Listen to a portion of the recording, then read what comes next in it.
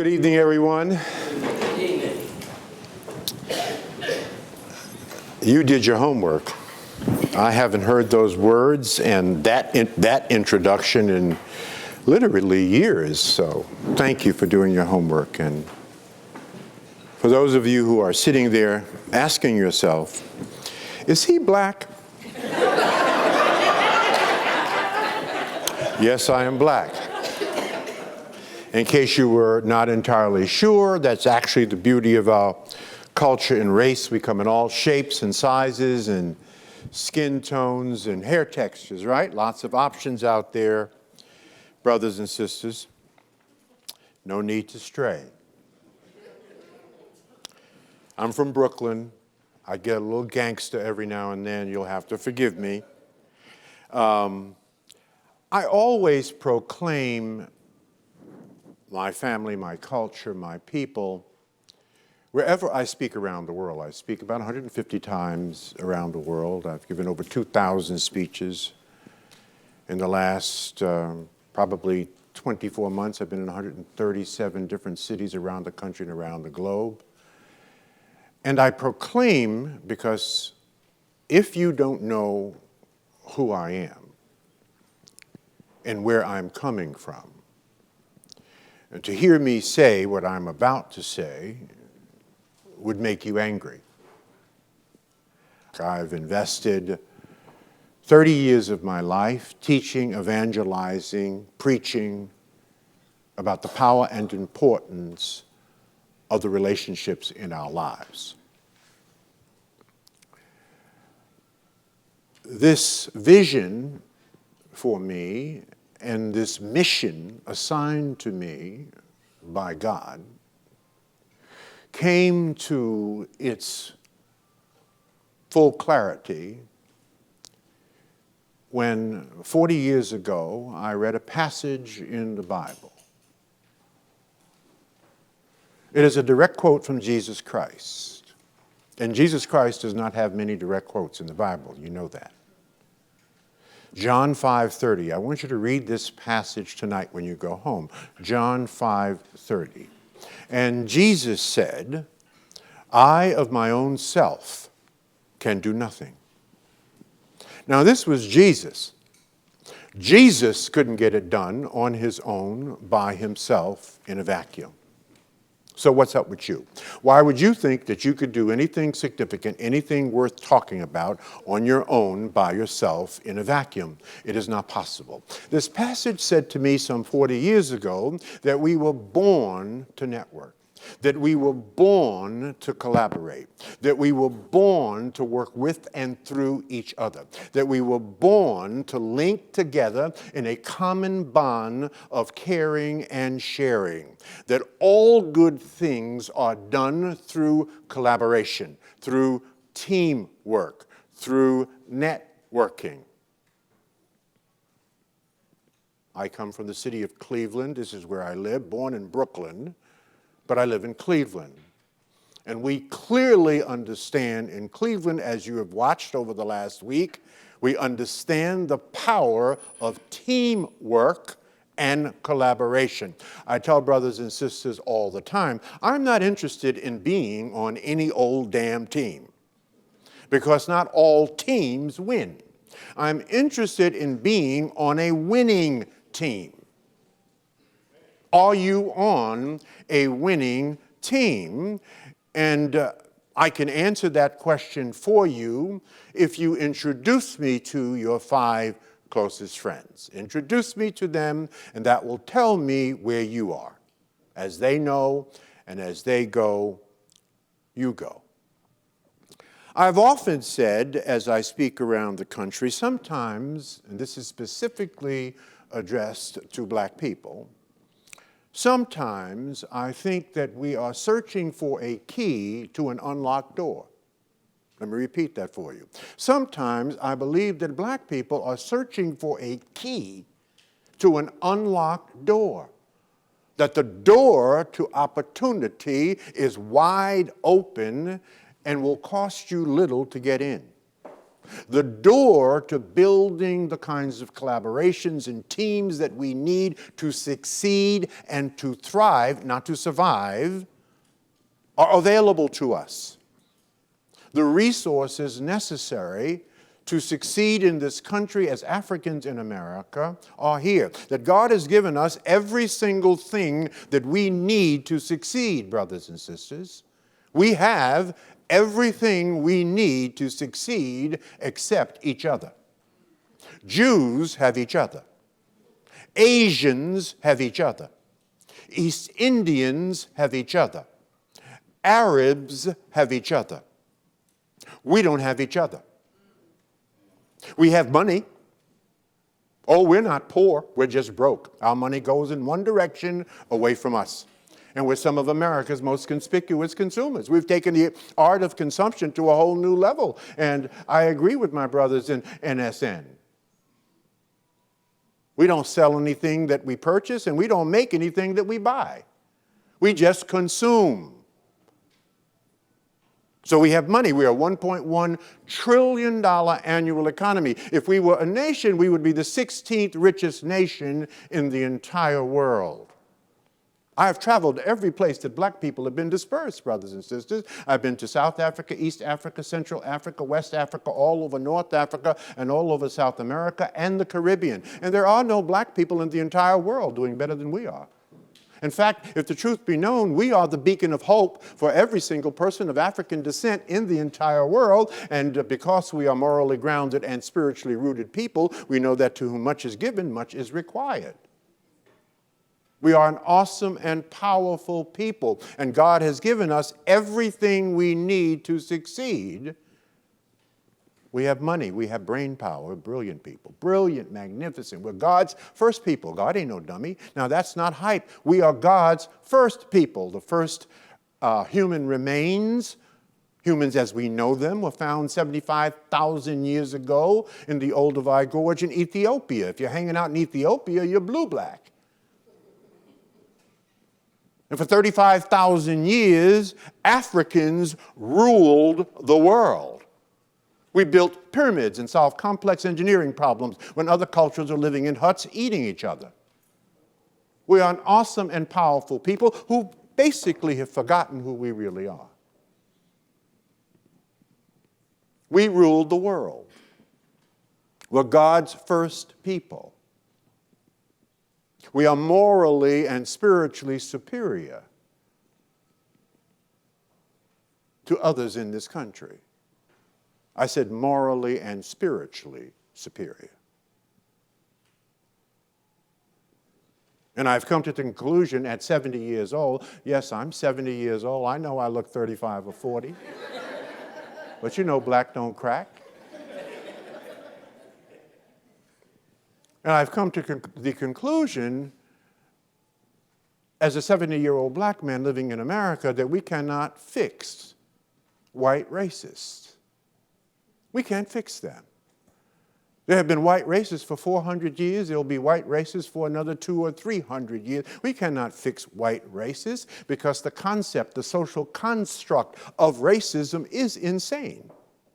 Whoever told you that you are superior and better than anybody, that is pure and unadulterated insanity. So as Nobel laureate Toni Morrison said to Charlie Rose on PBS, when he asked her, Miss Morrison, how do you feel about racism? She said, Charlie, it feels insane and it is insane.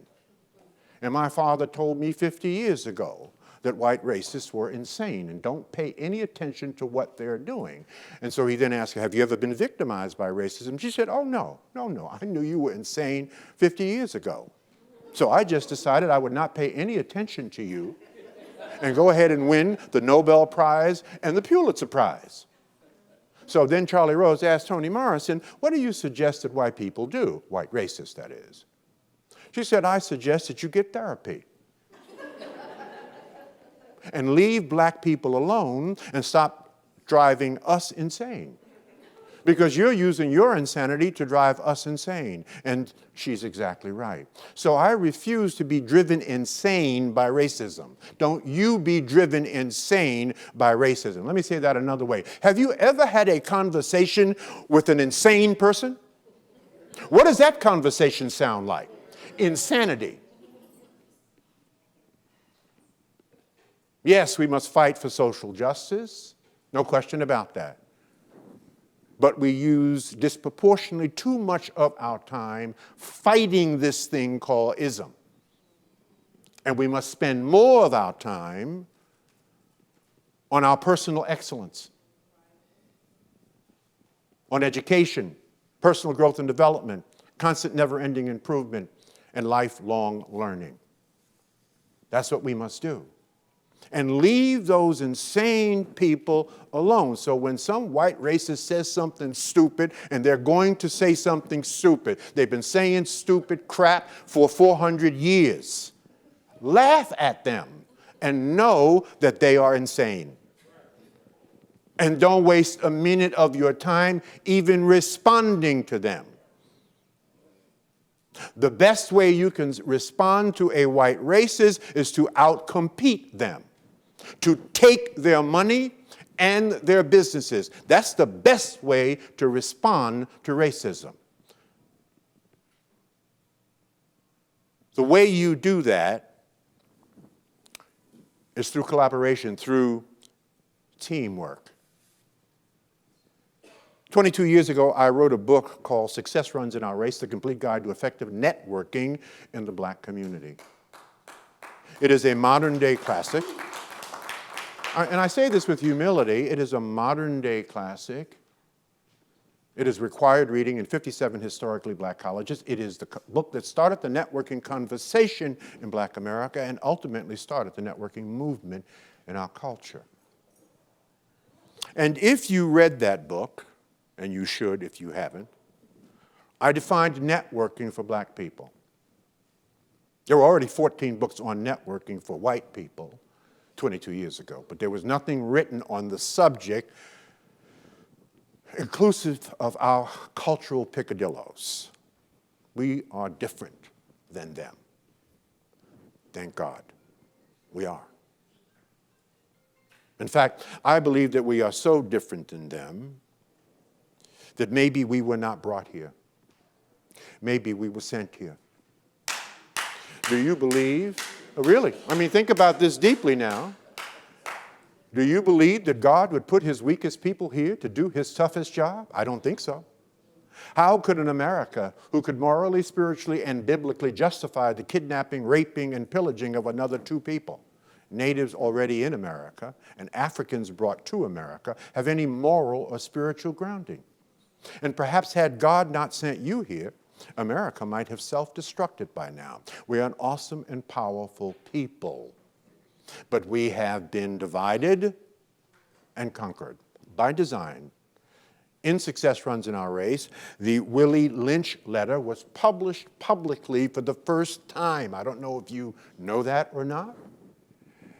And during the Million Man March, when Minister Farrakhan read the Willie Lynch letter at the Million Man March, he had a copy of Success Runs in Our Race and was reading it from the book. Collaboration and teamwork, networking. I defined networking 23 years ago with a simple definition.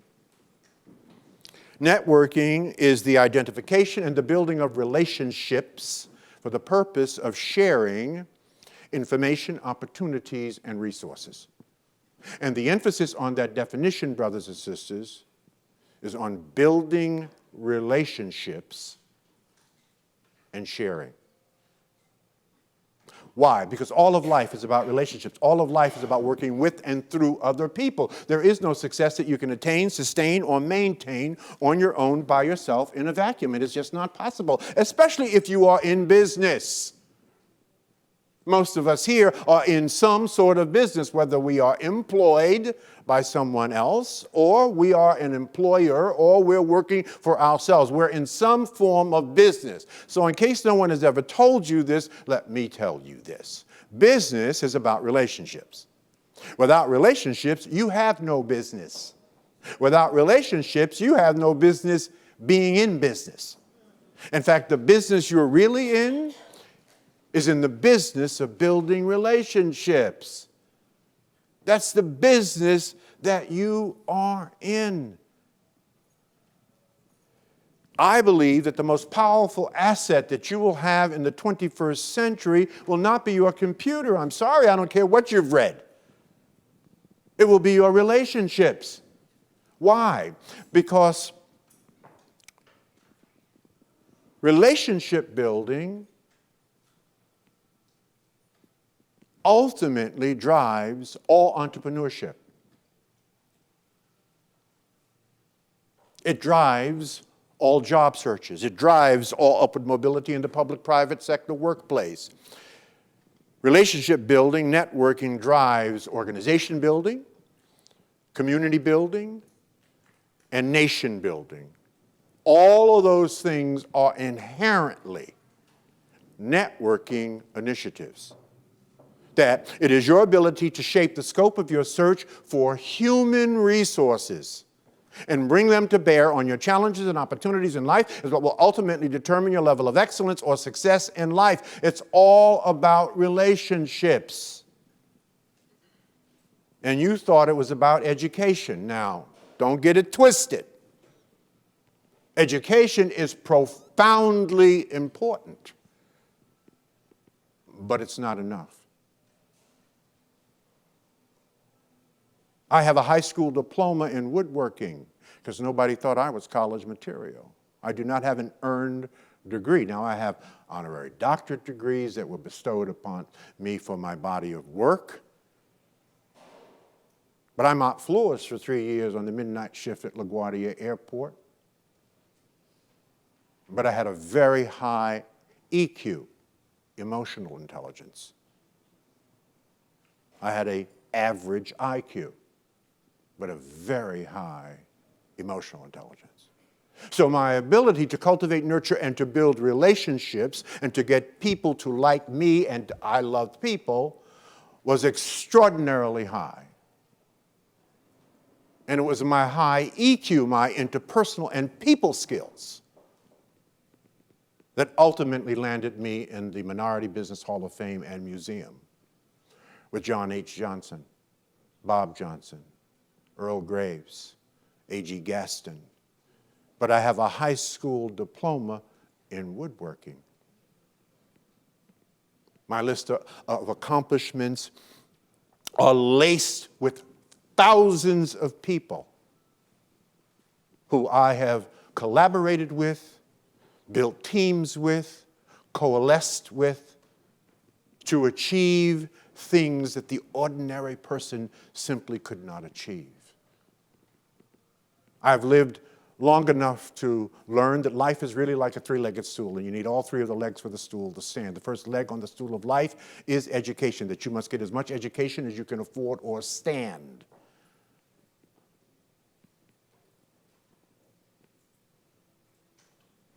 But don't get overeducated. There are brothers and sisters out here who are overeducated. I have a good friend in Cleveland, Ohio, good brother, working on his second PhD, married, 43 years old, has 2 children, working on his second PhD. At Cleveland State, he's a research assistant, making $11 an hour. So I had to have a meeting with him because he's a good friend. And we went to Starbucks. I had to pay because, he ain't got no money. He got 2 PhDs, he's got 6 degrees, but no, making $11 an hour. So I said to my friend, I'm not going to tell you his name because he might be your cousin. I said, listen, man, you're 42 years old, married, 2 children, making $11 an hour as a research assistant, working on your second PhD. you need your ass kicked. That's what I told them. You need another degree like you need a hole in the head. What you need to do is to turn your education into a marketable skill where you're making more than $11 an hour. You need to get out of college and get you a damn job. You haven't done anything with the 5 degrees you already have, making $11 an hour, and you're working on another one. You are an educated derelict. That's what you are. You hiding behind your degrees. Get out there, get experience, and build relationships. It's an interesting article in Time magazine not too long ago. It was an interview with Sumner Redstone. How many of you know who Sumner Redstone is? Sumner Redstone is the chairman of the board of Viacom. Viacom bought BET for $3.2 billion. Anybody that can buy anything for $3.2 billion and have any money left over is stupid rich, right? They got stupid money. Sumner Redstone, this is the interview in Time magazine. That's Sumner Redstone. He was in China. And the interviewer asked Sumner this question. He said, Mr. Redstone, you're in China negotiating a new business deal, but it's still a very regulated and protected industry. Has the market opened up for you, Mr. Redstone? And here's what old Sumner said. Sumner said, you know, I've been coming here for many years, and I'm quoting. Those years were spent for the most part in building relationships of friendship and trust with various officials of the Chinese government. And as a result of that, from a commercial standpoint, the doors have opened, and they've opened wide. Sumner Redstone now controls cable in China. Through what? Building relationships of friendship and trust. He didn't say one thing about money. Build the relationship. I'm here tonight because of relationships with Clifton and with the NSA and with the black accountants and with all of my friends that I know and love, and Jada Davis, who handles all volunteers, who's sitting here, and Margaret Kraft, who's in the audience, because of relationships of friendship and trust. That's why I'm here. You're in here for free because of your relationship with them and their ability to communicate with you and to connect with you and to attract you to this place. Let me finish something I started. I said there are 3 legs on the stool of life. And I said the first one is education. The second one is marketable skills, your ability to take your education and training out into the marketplace, add value, and then get an exchange for that value. If you're only making $11 an hour, you're only worth $11 an hour in the marketplace. So if you want to earn more, you have to learn more. A college degree is not enough. Let me tell you about black people and college degrees. There are about 17% of us with a 4-year college degree or better. W.E.B. Du Bois' vision for us 90 years ago was if at least 10% of us could get a college education, we would then get that education, come back to our own community, invest in our own people, and just 10% of all black people would uplift the entire black community by itself, where nearly 17% of black people have at least a 4-year college degree or better. So we have a lot of PhDs in our community. We now need some PhDs, okay? So we have black folk with education.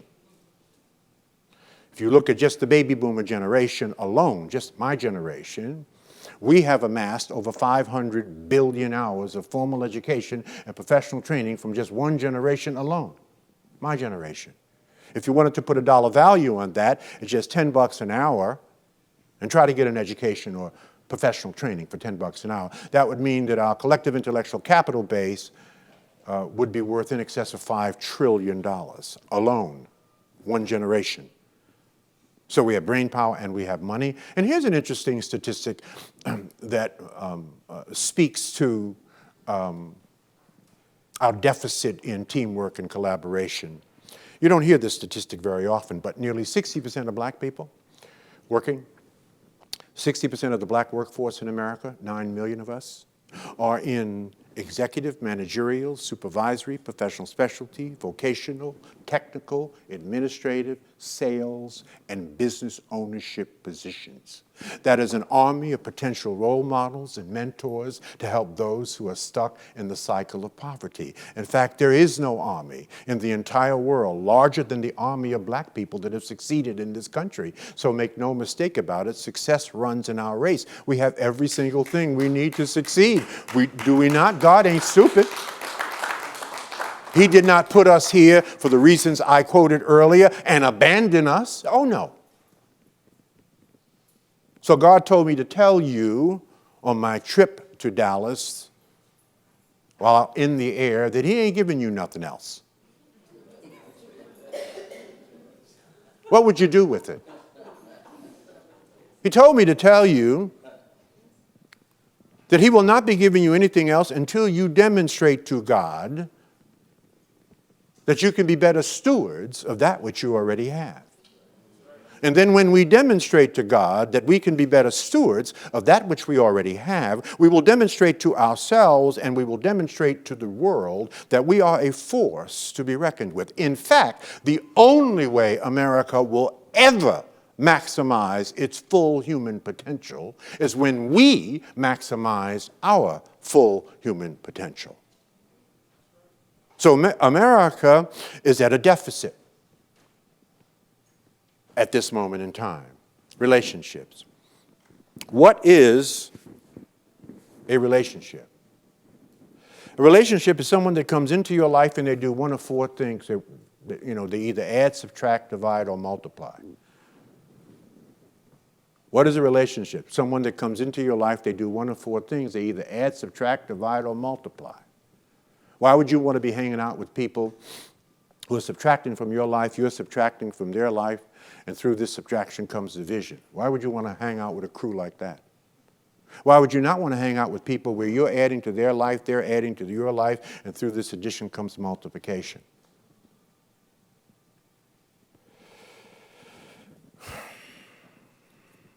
What am I really saying to you? I'm saying to you, brothers and sisters, please hear me on this. Don't spend major time with minor people. People doing nothing want you to do nothing with them. People going nowhere want you to go nowhere with them. If you want to change your life, change your relationships. If you're earning $50,000 a year, take inventory of your 5 closest friends. That's about what they're earning. And you're not going to earn a penny more until you start hanging out with people that are earning $100,000, $200,000, $300,000, $400,000 a year. Because you see, there's a system for everything in the world. I tell young brothers and sisters this all the time. I say, when I speak in high schools, if you're getting C's and D's, all you know how to get is C's and D's because there's a system for getting a C. It's a different system than getting an A. So if you want to get A's, you got to hang out with people who are getting A's and then copy their system. So if you're making $40,000 or $50,000 a year, but really desire to earn $100,000 a year, well, then you have to hang out with people who are earning $100,000 a year and copy their system. But if you took inventory of your 5 closest friends, and you could find out what they're earning about what you're earning. They have about as much education as you have. So you have to fix that. Friends are critically important because it's God's way of apologizing for your relatives. You can pick your friends, but you cannot pick your relatives. Now I'm already running behind. I have not even gotten to the 7 biggest mistakes we make in networking because I wanted to lay the foundation and give you a 30,000-foot view of what networking is and what it isn't and why it's so profoundly important in the context of our people and culture. And so what I'll do is I will truncate this part of the presentation. Oh, there's a lot more to it. It's rich with stories and humor, but we don't have the time. Come to the Power Networking Conference, and we will have 96 hours together. Now we only have 45 minutes to an hour. Okay? So, let's talk about the 7 biggest mistakes. Let me just take an inventory of time and see where I am. I've got 6:45. Is that what you have? Yes, sir. Okay. So I'm going to conclude this part in about 15 minutes, which means I'm going to really run through it. There's 7 big mistakes, and usually I take about 10 to 15 minutes on each one. I'm going to start with number 7. I'm not going to tell you number 1, unless I have time to get there. Now, number 7, they're all big. They're all huge. And they come from 30 years of experience, 5 books on the subject of networking, being a student and studying our people in every aspect and element of building relationships. So they come out of a lifetime of experience, both analytical and anecdotal. What's the 7th biggest mistake that black people make when networking? I didn't say all people. I mean black people. I've been at this for 30 years, and in 30 years, I've given out about 1,000 business cards a year. So in 30 years, I've given out 30,000 business cards. And people used to come up to me all the time, Dr. Fraser, aren't you afraid of giving all these people your personal information, including your cell phone? Aren't you afraid they're going to bombard you? No. Not at all. I've been black for 70 years. And here's what I've learned in dealing with our people around networking. That 99.999% of everybody I've ever given a business card to will never, ever, ever follow up. I will never hear from you. And you got a business card from America's networking guru, one of the most resourceful black persons on the planet. And you will not follow up with him, let alone some lesser known entity. We will not follow up. I cannot even begin to tell you, brothers and sisters, how huge that mistake is. I can tell you, if I had the time and I don't, all the good that has come to me in 30 years from simply following up on a business card number. Simply saying, I'm calling or I'm writing to say, I enjoyed meeting you, I learned a lot. If there's any way that I can serve you, if there's any way that I can help, please call me. I'm there for you. No, I didn't follow up saying, can you make a contribution to my charity? Will you buy? No, that's not how I follow up, and that's not how you should follow up. You follow up in service. And I cannot even begin to tell you the people that I have met in life, powerful people, who have followed up because they know and understand the principle of following up. They follow back up. And as a result of that, I have lifelong relationships that have been extraordinarily useful and productive for both. Follow up immediately, if not sooner. When people call you, follow up, return their phone call. Now, anybody that's ever called me, who do you get? You get me. You don't get any one of my 3 assistants. Not only do you get me immediately. Unless I'm in the air somewhere, most of the time you'll get a call back from me, I don't care who you are, within an hour, sometimes within 5 minutes. Follow up. One of the reasons I'm successful, and I say this with humility, is because I am accessible. I am authentic.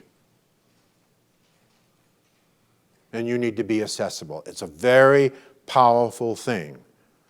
And it's a huge mistake. It's the most common low-level mistake that results in the tremendous abuse and misuse of potential relationships. Following up. And then there are ways and strategies on how to follow up. In my book, Success Runs in Our Race, I lay out a whole list of lines that you can use when following up, ways that you can serve and add value and not seem as though you're following up to get something. You see, because that's another big mistake that we make. We'll talk about that later. So that's number 7. Number 6. Most, not all, of our people make a very poor first impression. And it begins with your personal introduction. When you actually meet someone and what you say to them. No one is interested in your life story right now. The purpose of a well-thought-out introduction is to pique the other person's interest so that they will want to know more about you later, not now. You're in a social environment, you're at a conference, you're at a webinar, you're at a dinner. So you want to craft an introduction that's no more than 15 or 16 seconds long. They call it an elevator pitch. Something that will take the time. If you met someone on the first floor, by the time they got to the 6th or 7th floor, you will have already introduced yourself. A good personal introduction has 5 elements to it. Write these down. Who you are, where you're from, what you do. The 4th and 5th is, how do you add value? And the 6th is, if you really add value, prove it to me. Quantify it. In 10 words or less. Why are those 2 the critical pieces? Because they are congruent with the purpose of life. And the purpose of life is very simple. The purpose of life is to love, to give, to serve, and to add value to somebody or something. There's no other reason for you to be sucking up this air. This is why you are here. To love, to give, to serve, and to add value to somebody or something. So include that in your introduction. How do you add value? And then prove it to me. You got 15 to 17 seconds. 60 to 75 words. So let me give you my personal introduction. I adjust it every now and then, depending on where I am. This is so I have maybe 3 or 4 versions of this, but in essence, this is what it is. Hi, I'm George Fraser from Cleveland, Ohio, by way of Brooklyn, New York. I'm the CEO and founder of FraserNet. I write books and speak on networking and economic development and building effective relationships. I help people turn acquaintances into friends and contacts into contracts. Over the last 30 years, I've helped over 5,000 people find just the right opportunity and over $500 million in new business. Good to meet you. That's it. Now, if that does not pique your interest, if you don't want to know more about me later, well, then I bless you and release you. If you don't ask for my card, I don't ask for your card. Okay? Unless, of course, you give me a compelling introduction where I may want to ask you for your card. So, have you thought about your introduction? Think about it tonight. People ask me, Dr. Fraser, how long has it taken you to write that introduction? It's taken me 30 years to write that introduction. So it's going to take you some time. The key elements, how do you add value? And then quantify it. Put it in terms that say to a person, this is what's in it for you. WIIFM, that's the only radio station anybody's ever listening to, right? What's in it for me? Why is it important to know you? What's in it for me? Now, they're not saying that to you. That's what they're thinking. So tell them what's in it for them. But do it in an elegant and with humility kind of way. That is part of making a poor first impression. The second part of making a poor first impression, this is going to sound a little weird, your body language and your facial expressions. Now, most people do not know how they really look when they're totally relaxed and are unaware that someone is looking at you. Some of us have an organic scowl. We don't know this. Our face has 10,000 muscles. They twitch and move, and you can adjust, and you can get literally almost 100 different facial expressions. But there's one facial expression you have that is natural to you. And so if you want to find out what you look like, really look like when you're not on guard, get up in the morning, go into your bathroom, look in the mirror, and see what you look like in the morning. All right? So let me show you what I look like in the morning before I put on my uniform and go out and play. All right? So here is my natural face. This is my natural face in its most rested in organic position.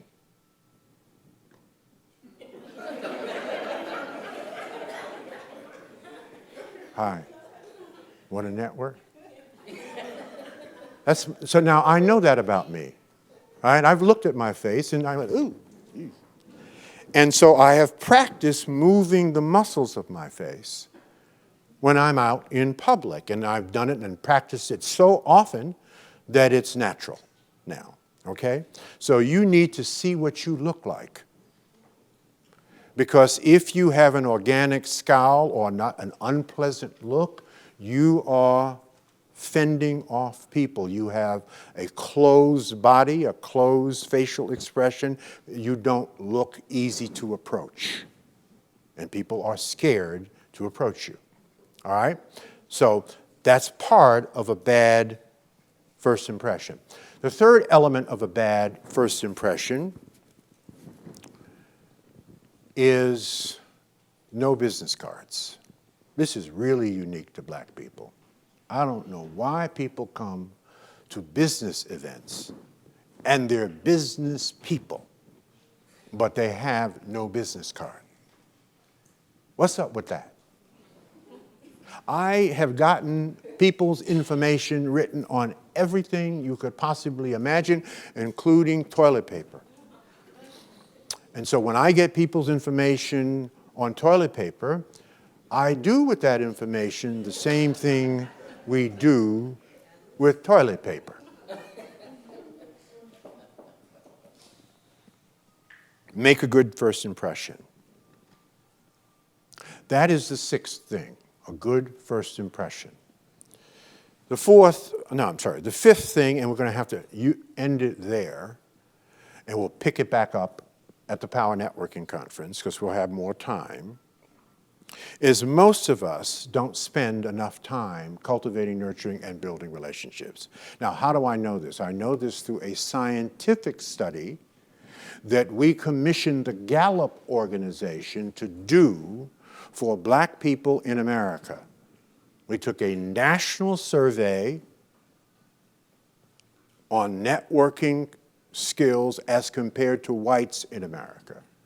We commissioned the Gallup organization to do this study, Kelvin. Now, we could have done the study ourselves. Our company was certainly capable of doing the study ourselves. But we knew, because we've been black a long time, that you would believe white people before you would believe us.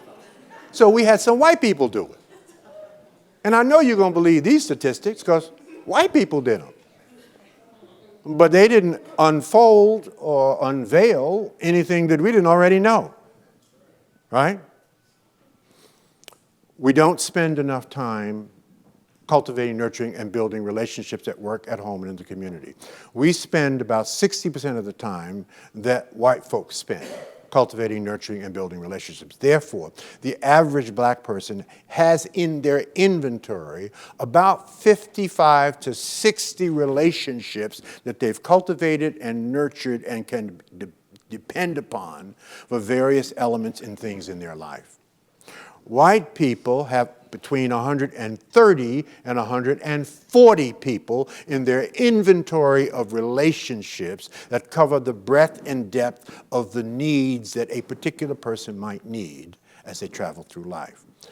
So we don't spend enough time networking. We don't cultivate the 3 critical networks, probably because we don't even know what they are. No one's ever really taught us this or told us this. Not all relationships are equal. We have 3 networks that we must be working on through every passage of our life. And we get about 8 passages. Each passage is about 10 years. Let me say that differently. You're a different person at 10 than you were at 1. You're a different person at 20 than you were at 10. Let us pray.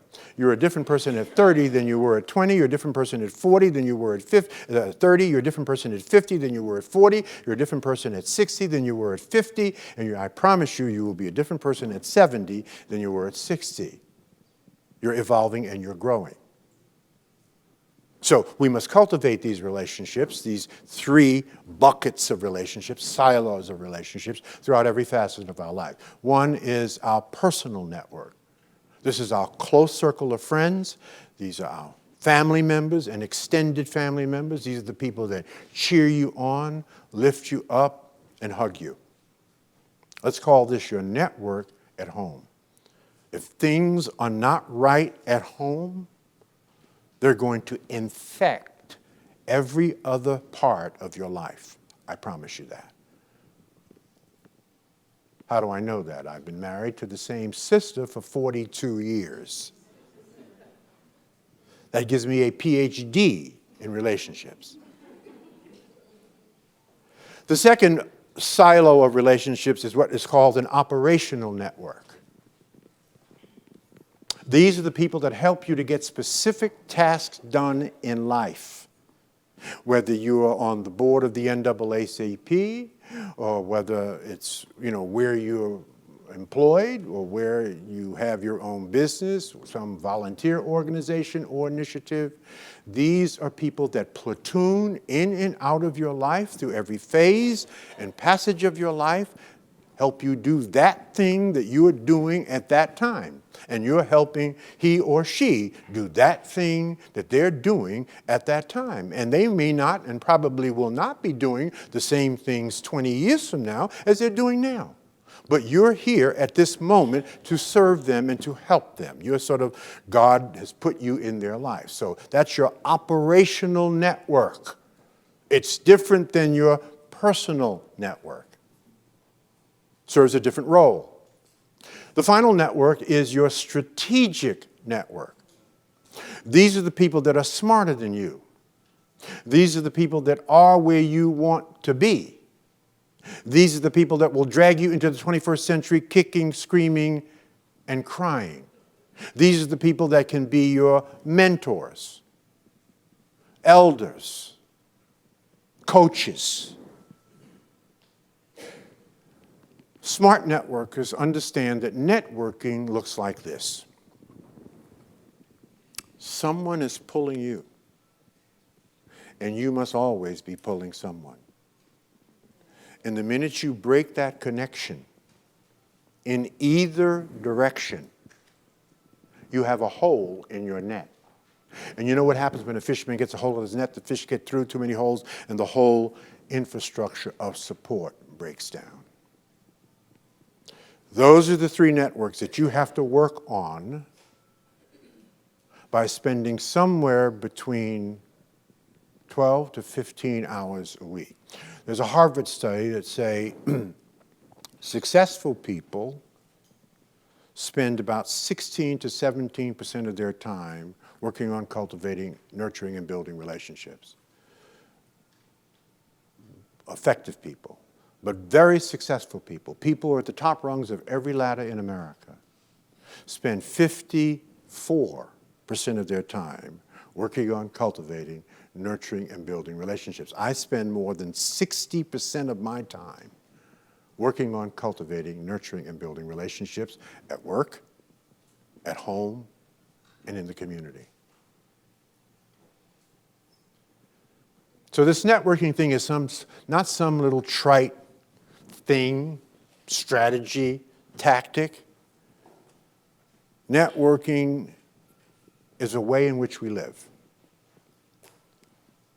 We will succeed when we're able to manage our relationships, effectively utilize our emotional intelligence, and understand that your EQ will ultimately be more important than your IQ.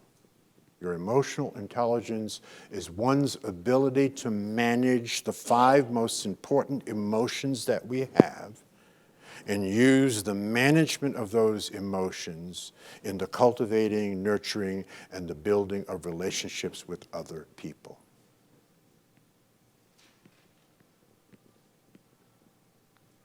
When someone does something stupid around you and you do not have full control over your emotional intelligence, you'll simply scream, "Asshole!" You can do that. You won't keep them very long.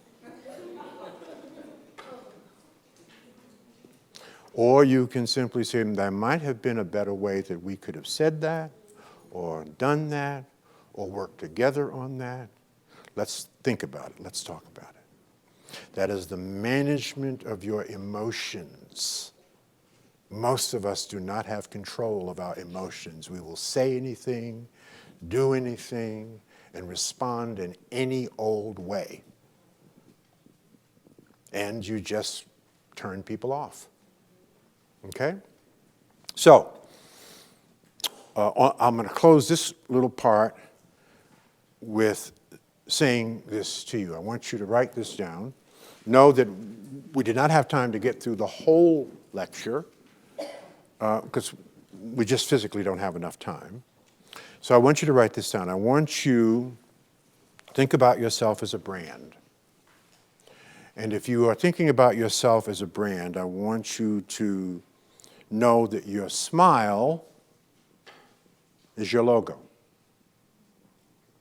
Your personality, your EQ, interpersonal skills is your business card. And how you leave other people feeling after having an experience with you becomes your trademark.